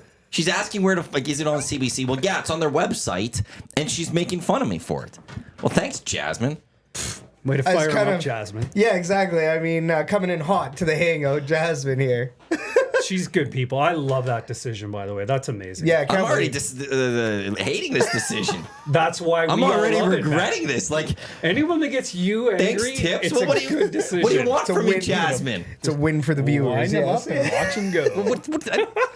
Oh, I was actually thinking I'm Jasmine was not going to be watching. here I don't today, have multiple TVs in front of me. I'm doing a show right now. Oh, she just sends the laughing emoji. Now, see, she won. Also, although her and I got Norm in a combine watching Big Brother. Apparently, I've seen some tweets. Norm. Yeah, I haven't watched did see yesterday. those tweets. Yeah. I haven't watched yesterday's episode, so I don't know what happened yesterday. Please, we But- did this last time I was here. Don't. And Just please Yaremchuk don't. tweeted Please don't. about something with it. So I'm very fascinated to We watch talked about it yesterday's for eviction. half an hour, and I was sitting there going, Who are you on with for it? it was Bunting. Me, you, and Bunting. Did Bunting talk about it with me? I made the mistake of mentioning it, and you just went off, and then Bunting was just, well, you could have a conversation about anything with him, and he's engaged. So, yeah, it's bad. Lucas, I'm assuming this is that Lucas is Lucas. going to come after me. Can I call in? I got lots to say about the OT and those calls last night. Well, By you the way, can't call in, but you can text Lucas, us. I met your wife. She is absolutely incredible, and she has bad taste in men. Golf tournament? Yeah, Yeah, that's where you go. yeah, she's lovely. Actually, official merch partner of Edmonton Sports Talk. It is a High Product Marketing official merch partner of EST. Check them out, highproductmarketing.com. Did they do this golf hat? They did do the golf hat. Nice. She did all the merch for the golf tournament, basically. She was such a huge help for me, Chelsea. The email was sent to Chelsea yesterday about the work for a new pop-up merch store for the fall. Nice. For Edmonton Sports Talk. So working on some things there, and the new Nasty Club bundle packs. So Chelsea's got my. What am I getting if I re-up this year? You gotta wait. You gotta wait and see. It's the initial process. I've got some ideas. Yeah. I just got to see if I can execute said ideas. Now, they can execute, but would it work from my end? Okay. So it's you got to wait and see. All right. Hold your horses. It was good trying to get the leaks though. Yeah, That was good. EST inside. What I'll do is when we're done, I'll just sneak into. Sorry, I left you hanging there. That's terrible. I'll sneak into Maddie's office and see what's on the desk and just kind of. Oh, they don't go on my desk. Okay. I don't write a lot. It's all digital. Okay. Luke does add, stay away from her unless you want merch. Which is fair. The Hive. The Hive Product Marketing. Check them out. Chelsea does some amazing work. So if you're looking for any promotional products, they are the place to go. Local, awesome. Her and Brett do great work with the Hive. So, and those hats, people really like those hats.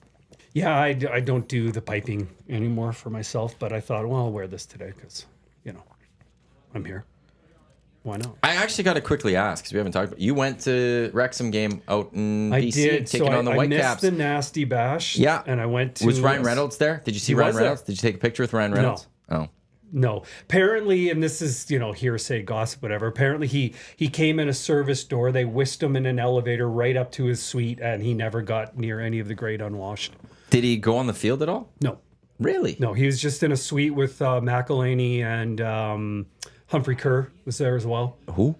The actor that they hired to run the team. Oh. Yeah, the guy He was a writer, wasn't he? Yeah. Yeah. Oh, and he was an actor. British actor, comedian. Yes. Interesting. Yeah, okay. Yeah, he was there. And it was really cool. The best part for me and the worst part for the guy sitting next to me, I felt so bad for him. I bought tickets in the Wrexham supporter section. Oh, cool. Like right when they went on sale. And so we're sitting there and national anthem start. And the guy next to me starts singing the Wales national anthem in Welsh. And I'm like, holy shit. Pardon me. So I look at him, I go, I don't need to ask where you're from. The poor guy was from Wrexham. And he bought the tour package to go watch them everywhere in North America. Oh, cool. So he went to, San Fran and followed them all up, whatever. And I said, I'm really sorry. I'm going to talk your ear off this whole game. And I did. And there was his buddy with him, and there was a seat in between them empty. And we're blah, blah, blah. And he's like, and I was asking all different stuff about the documentary, the town, the team, the players, like just talked his bloody ear off. And he's like, well, and I can't remember his name, the singer from the band in the show, Oh, yeah. I know which band you're talking about. he was supposed to be sitting there.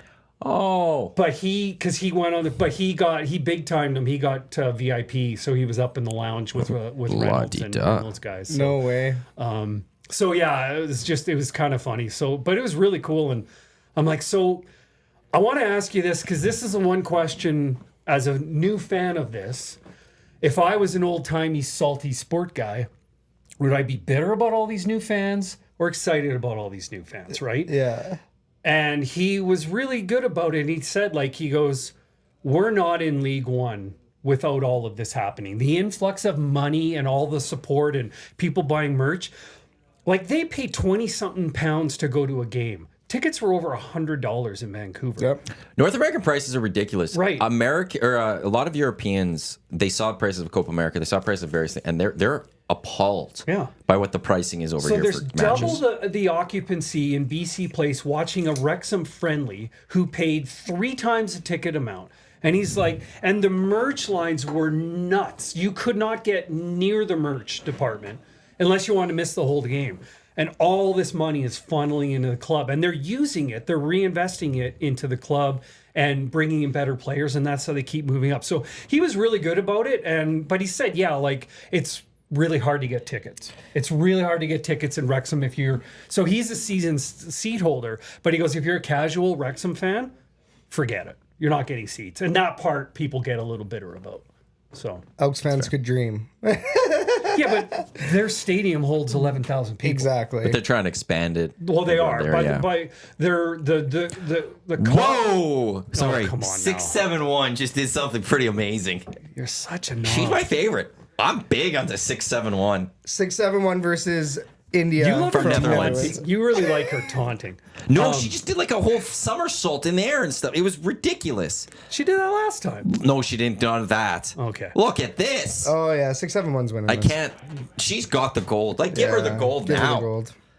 So if you watch the show, they tore down an old stand that was called the Cop, and then they put in a temp one, and then they had plans to rebuild a new one. So the guy next to me, and I never did get his name, he was telling me they scrapped the plans, and now they're building this massive Cop because they realize they just need more seats, right? They got to if they keep advancing and this thing keeps going, they need more. Well, if the dream is Premier League, if you're in the Premier League, you're gonna want 30,000s minimum. But Now yeah, there you are need- some teams that have less than that, but you're gonna want 30,000. he figured they're going to cap out a champion. He doesn't think they're going to be able to do Premier. No, Premier's tough because when you get to Championship, 3 teams make it to the Premier League.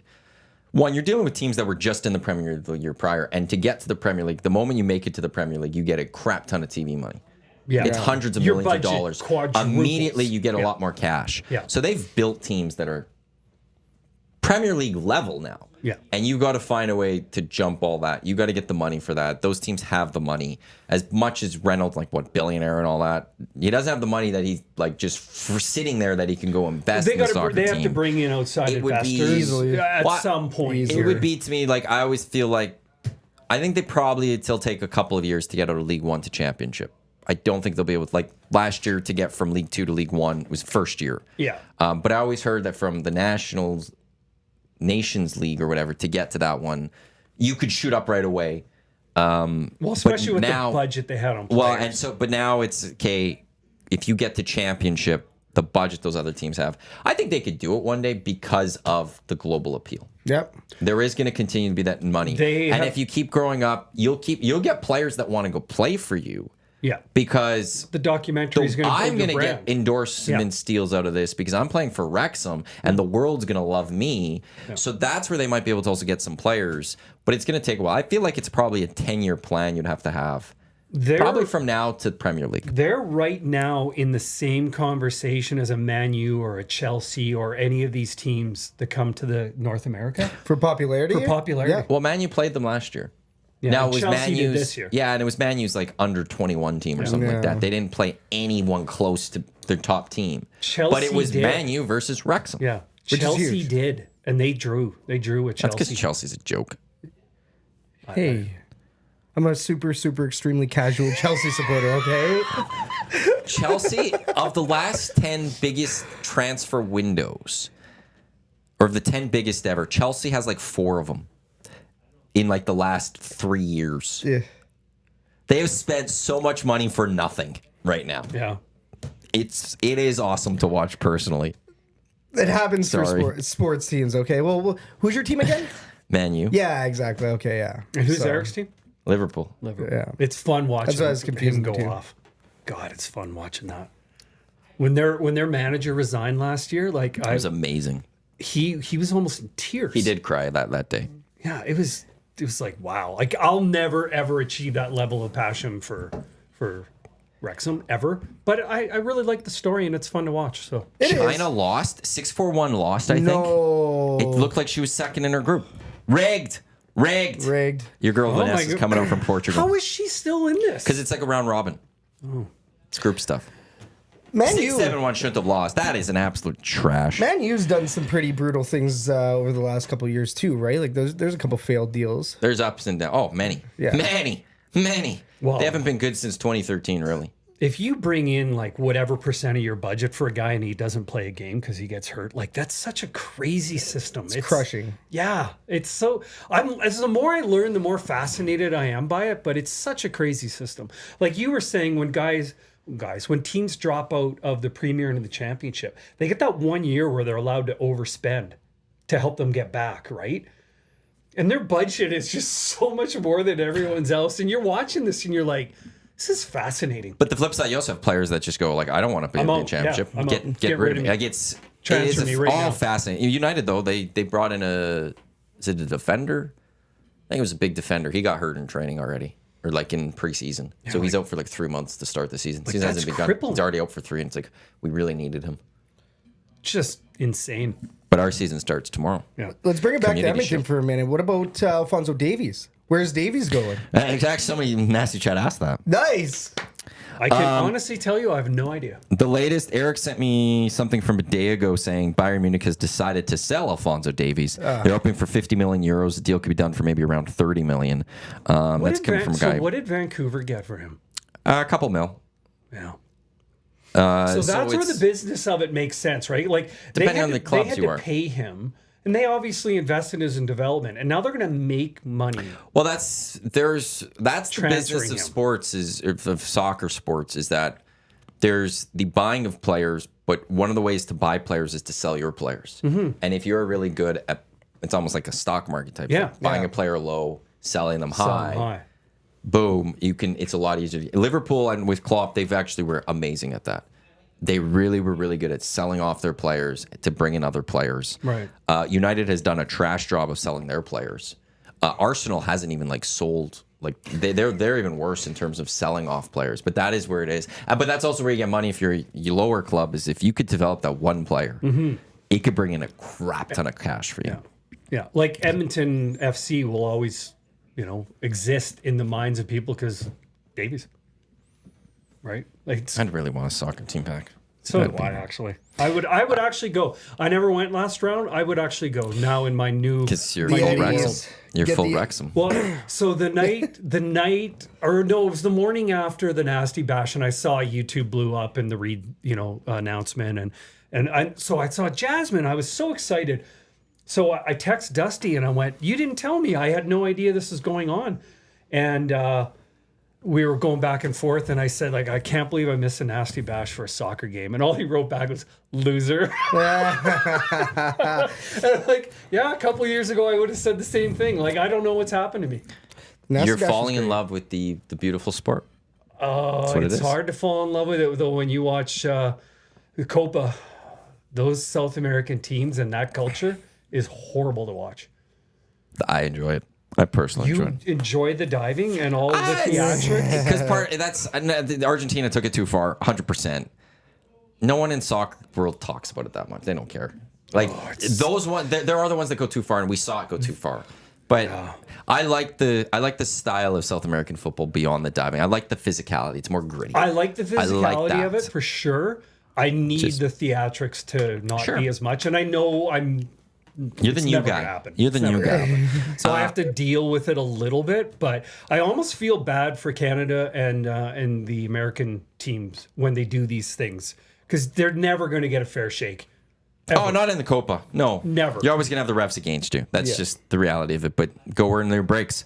I want to get to Road Warriors, brought to you by AccuSteel Heavy Haul Trailers, custom manufacturing of heavy haul trailers for mining, oil and gas, equipment, highway transportation. Trusted by the leaders in the heavy transport industry. Get on the road with peace of mind for your large loads. AccuSteel.ca. Looking at what's happening outside in the sports world. Edmontonian, friend of EST in the Hangout, Marco Rope going for a gold medal tomorrow in the 800 meter at 11:15 a.m. He qualified for the final. He's the reigning track world champion. So Marco Rope, he's going for that. Women's beach volleyball final is today. I just want to double check the time on this. 2:30. Oh, phew. We didn't. Humana, Paradise, and Wilkerson. Oh, I would have had that on over breakdancing. Don't worry. Okay, phew. In the end, I still would have had that on over We breakdancing. weren't sure, man. Dean and I were wondering. You're pretty intense on this. So. No, 671, which is getting robbed right now. No, they go at 2:30 today. So a couple medal hopefuls, and there's also shot put. I think that's today for the women. And the mitten for Canada 11:37 today. She's a gold medal hopeful. And I read something very briefly yesterday that said her biggest competitors didn't make it to the final or something. So it's open for her. So we might Hammer Throw Nation already. Maybe we can go grab a shot put as well. So that's coming up at 11:37, and then tonight in the Canadian Football League, tonight's Toronto Calgary, tomorrow Montreal Hamilton, and then Sunday Elks taking on the Lions. Trey Ford, starting quarterback. Let Trey cook. Let him cook. Oh, 641 is going up against Ukraine in the quarterfinals. That's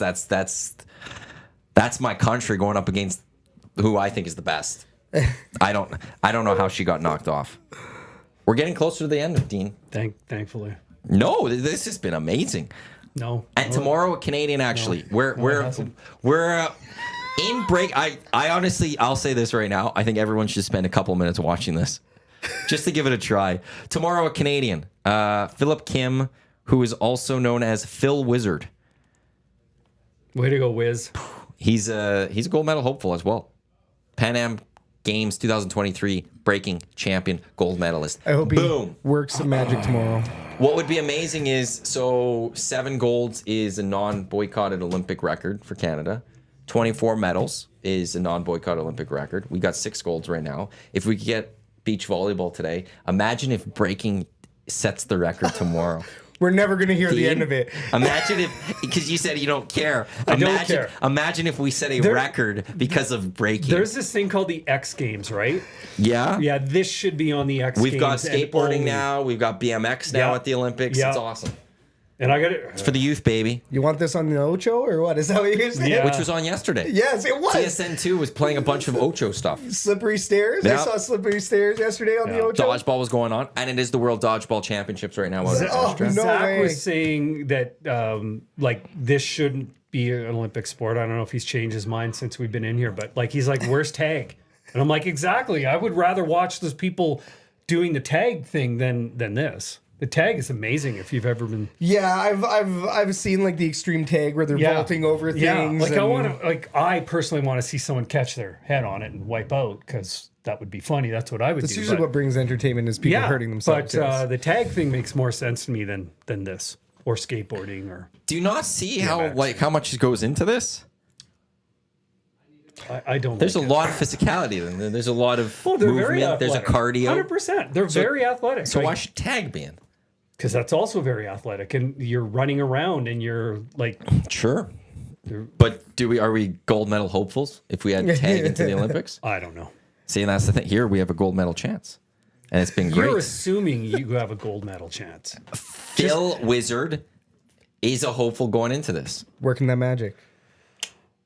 The only thing I will give this a pass is Snoop Dogg is there. Exactly. If Snoop's there, why wouldn't you be enjoying it? I want to know the details on that contract. I want to What know Snoop how is- the heck. Yeah, seriously. He's there representing Team USA, I believe, or is it NBC? That probably the same. Probably both. Why not both? He's the best. You know that he is high every day, every minute. He's the guy you want to walk behind customs because you know once he goes ahead of you, you got a free pass. Like, Yeah. you're gonna be good. I'm with Snoop. Yeah, I'm not with Snoop actually. I don't know that guy. Let you figure out what you got to do with They're him. like showing like the highlights of this first little bit. Oh, man. This is absolutely amazing. Get on board, Dean. This is to stay. Breaking's here to stay. I Move over 100-meter men's final. We have the new marquee event of the Summer Games. I let soccer into my life. I don't have room to let breakdancing into my life. Okay. This is surpassing the I got an kiting I saw email this yesterday. morning that my first favorite Wrexham player got loaned out today, and now I'm starting to live Who's with that? Jordan Davies. Oh, okay. I'm starting to realize the reality of the guys that you enjoy as you move up the chain. They're going to go away because you have to get better. So I'm learning that reality. They're not good enough. Correct. It's time to move on. Yeah. Bring in better. Yeah. Out with the old, in with the new and better. It's so much different than North American pro sports. Yeah, I can see that. One It's with so crazy. The only thing close to it is pro football where they can cut you for looking at someone the wrong way. Like you're 15 minutes late for your special teams meeting. Yeah, you're You out. missed 3 tackles last week, and I don't like your haircut. See ya. Yeah, on the plane. Get on the plane. You're out. Is breaking over for the day? No, they must be Oh, it's taking not till noon. they're taking Yeah. a well-deserved break. Yeah, Matt. well, it gets going at noon again. You know, So, Google doesn't even show them the fun names.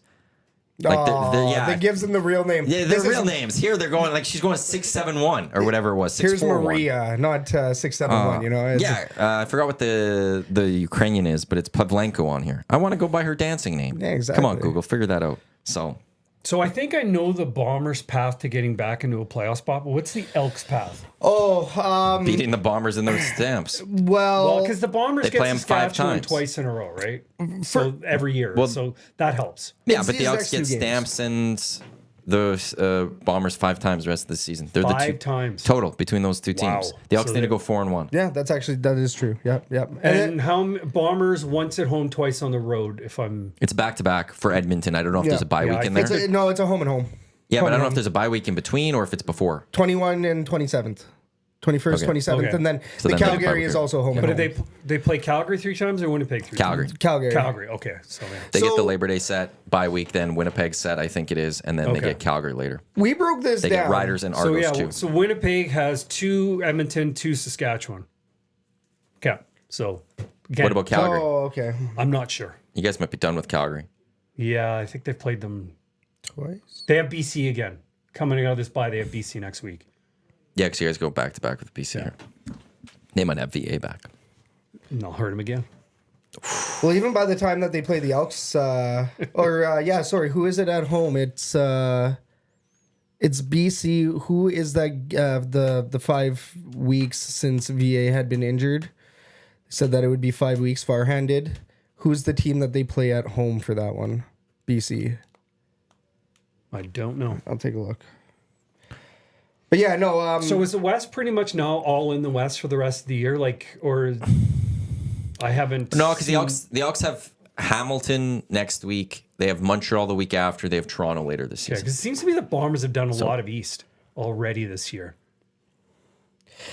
So there's an entertainment. There's a reason for that. TV entertainment, right? Because coming down to the playoffs, you don't want a whole ton of, cross conference. Mm-hmm. You want to make the playoff grind as close as possible down to the wire, right? 100%. So that's definitely why they're doing that. And like same deal for the Elks. They had a lot of their Eastern games already. Ottawa's done for the season. Hamilton, they have one more game against them. And then, like we said, Toronto and Montreal. So like for the Elks to make it back there, to make it to the playoffs, well, the Elks technically, I guess, have not under their new name been to the playoffs, but yeah, I mean, they got to beat BC. They got to beat Hamilton. You have to win those two. Montreal, it would be really nice if they could win that one. At the same time, That could be an L. It can be an L because There's going to be losses. you also want them to come back hungry. You want them to go to Calgary hungry. You want to win both of those Labor Day games. If you win both of those, the Elks, I would say that's your path to the playoffs. After that, yeah, obviously you got to beat Winnipeg at least one of those games. Yeah, I think they have to go 4-1 in those 5 against Calgary. Yeah. To close the gap. If they don't, because if you go 3-2, really on one of the team, you only maybe gained one game as opposed, and when you need to gain multiple games, so that's going to be the thing. Also, I just want to quickly throw this out there. Just Snoop gets paid $50,000 per day to be there. Wow. Or no, $500,000, not $50,000. Whoa. It's not 50. It's 500. It's $500,000. Sorry, A day. Gets paid $500,000 US a day to be there. That's from Jasmine and Krieger. Wow. Thank you, Jasmine. Just to hang out at the Just to be Snoop. Good for him. Built a NBC brand. is paying him. It's a total of approximately $9 million. Must be nice. We're in the wrong industry here.